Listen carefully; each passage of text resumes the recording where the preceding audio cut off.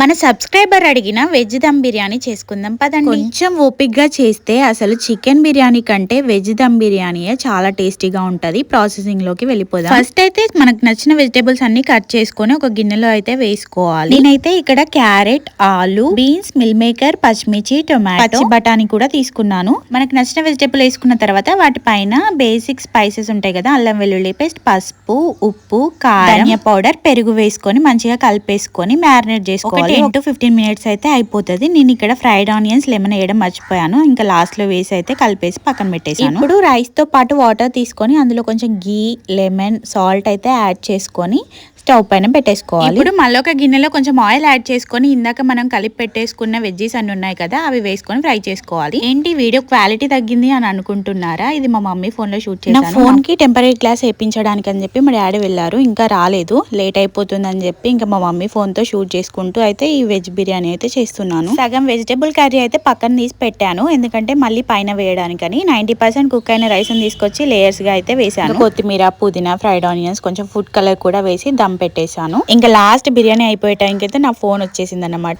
ఈ last clips మాత్రం నా ఫోన్ తోనే షూట్ చేశాను. ఇంకా అంతే, ఒక 20 మినిట్స్ అయితే దమ్ అయిన తర్వాత మన బిర్యానీ అయితే రెడీ అయిపోయింది. పెరుగు చట్నీతో తింటే అదిరిపోయింది. మీరు కూడా ట్రై చేయండి.